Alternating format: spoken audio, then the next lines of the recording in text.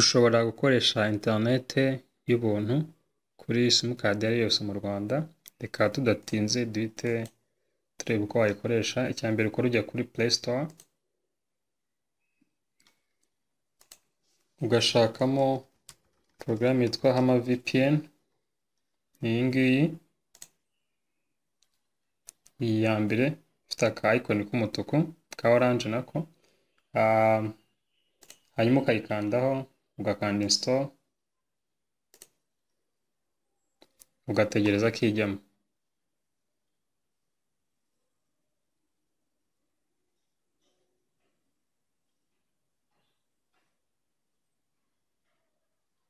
Hanyuma iyo imaze kujyamo ukanda open ukayifungura. Iyo ifungutse rero nuko bimeze. Hano hambere handitse free user ID uharekera uko hameze, n'aha ha kabiri ukaharekera uko hameze, hanyuma aha ha gatatu bitewe na simukadi ukoresha ukahindura server.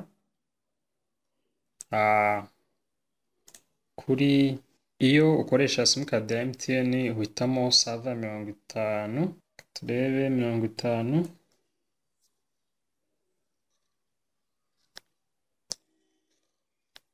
Ngiyi hanyuma hano hakurikiraho ugashyiramo 53. Hano hari 500 ushyiramo 53, 0 ukayerekera uko imeze, na UDP ukayerekera uko imeze. Ariko iyo ari nka Airtel cyangwa Tigo, Airtel na Tigo zikoresha server imwe ariyo ya 62. Iyi server ya 62, ibindi ubirekera uko nguko, naho ni 53, hano 0 UDP. Ariko ko turi gukoreshamo simukadi ya MTN hano, reka duhitemo server ya 50. Iyo urangije kubishyiramo neza rero bitewe na simukadi ukoresha uhita ukanda kuri connect, ukemeza ugategereza. Hano hejuru hahita hakwereka handitse authenticating, finishing setup successful.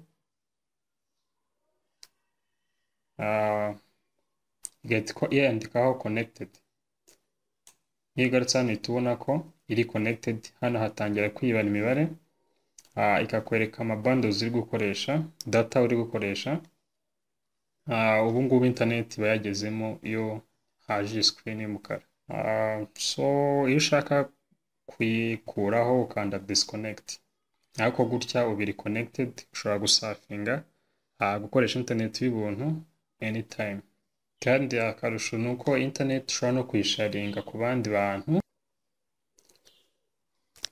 cyangwa se ukayisharinga kuri machine yawe ukajya uyikoresha no kuri machine usharinze ivuye kuri telefone yawe.